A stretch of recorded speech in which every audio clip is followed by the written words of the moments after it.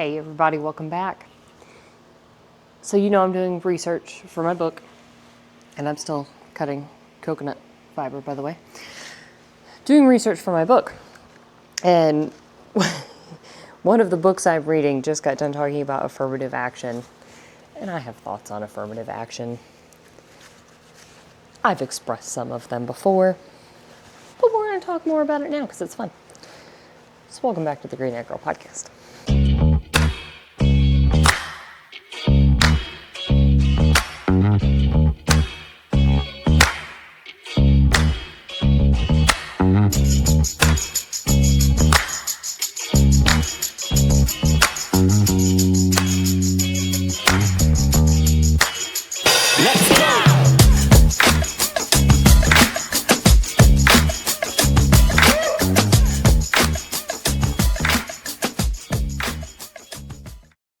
So affirmative action. I'm speaking women specific. Okay, I'm not going to talk about any other minorities today. This is just women specific. We're on the feminist hate path right now. So affirmative action got put into place back in the 80s. And of course, the way politicians always spin things, and guys, it's spin. Someone somewhere comes up with BS, okay? The way they spun it was women are being kept out of the workplace. They're not being kept out of the workplace. What we actually had was a meritocracy, which meant the most qualified candidates got the job. The most qualified candidates got into college, so on and so forth. Okay, following? So what was actually happening is women weren't the most qualified candidates, so they weren't getting the job. And, it happens, okay? But women, of course, have to blame the patriarchy and say that they're being kept out. And all it's ever really done since then is disenfranchise men. And now women wonder why men don't want to provide for them anymore. Well, they've been kicked in the nuts repeatedly. So affirmative action kicked in. And what it does is set requirements in certain industries for having X number of women on your staff. It gives a tax break. I don't know if everybody knows this. It gives a tax break to companies for using female-owned businesses. Now, this is one of my pet peeves, and I'm fairly certain I've talked about it on this show before, because I've had to do business with these female-only businesses out of requirement because I've worked in a factory. The funny thing about the female-owned businesses, because it's the tax break, they don't actually have to compete. They just get into something where they know they're the only female-owned business, and then they don't even have to try. They're just going to get used.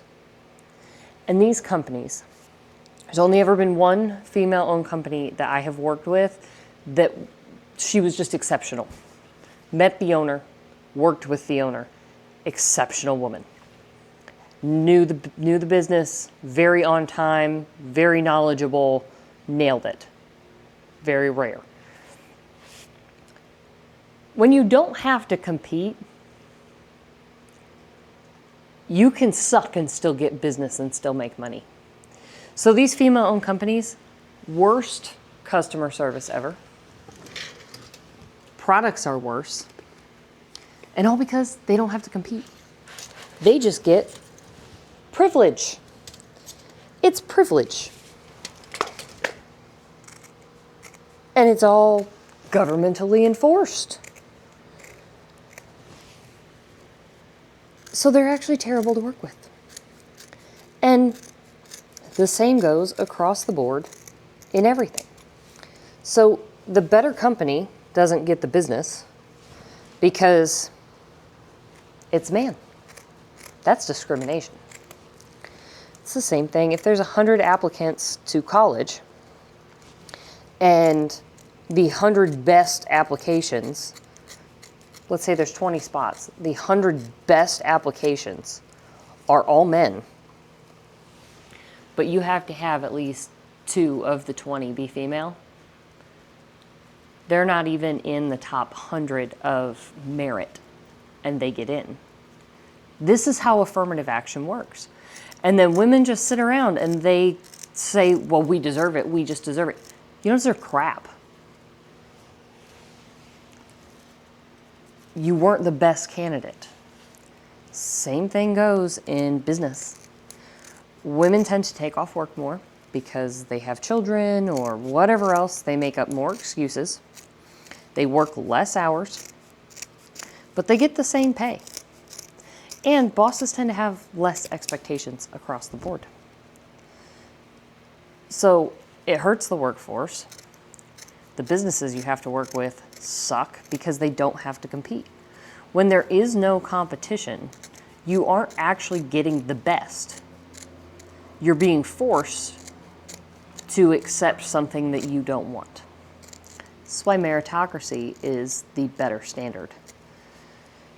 Because it shouldn't matter if you're male or female. If you're the best candidate for the job, you're the best candidate for the job. The best companies are the ones who don't have any affirmative action requirements because they have to actually compete. And when you compete in the market and you're the best, you win the game. So they granted affirmative action because, well, women are being kept out of the workforce because of the patriarchy. Bull. Absolute bull.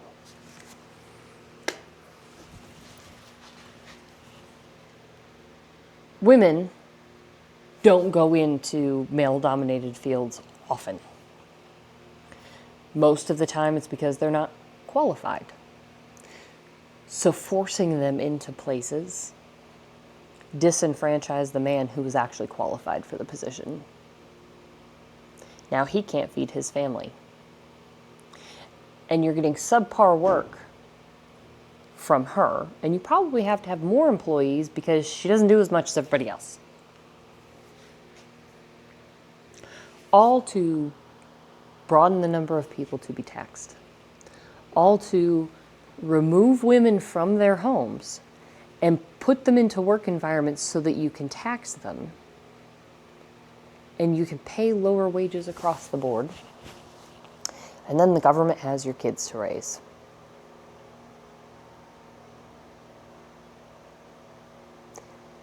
That's what affirmative action does. Affirmative action should be yanked out root and stem, and we should go back to meritocracy. When you're the best candidate for the position, you're the best candidate for the position. Period. End of story. If your 100 best applications are all male, it's going to be all men. We need to stop disenfranchising men. Disenfranchised men are defeated men. And we see this in places like Detroit. We moved a whole ton of car industry overseas and removed all of the good jobs that were up there. And now Detroit, well, it's Detroit. You look at Appalachia. Coal mining. Coal mining was huge. It was dangerous. Women didn't do it. It was not a women's thing, okay? Only men do the really dangerous crap. You remove it and now you have an opioid crisis. They're absolutely devastated areas. There's no industry, there's nothing for them to do. So you end up with a whole bunch of people on drugs because they're trying to numb the pain. And we do this on repeat. And one of the first steps we did was taking away their jobs to give it to a less qualified woman for equality. Last I checked, it's like the exact opposite of equality. Don't know if you knew that or not. But it's true. So,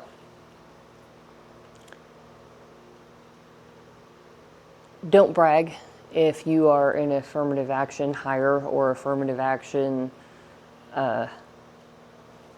college spot, whatever, it's not a flex. It actually makes you an idiot. It makes you look pretty bad. And everybody else, have a great day. Start bringing back some meritocracy to the world. Competition and fair markets. Less regulation. Less dancing feminists in the office doing stupid crap. Man, that would be a great day. Have a good one.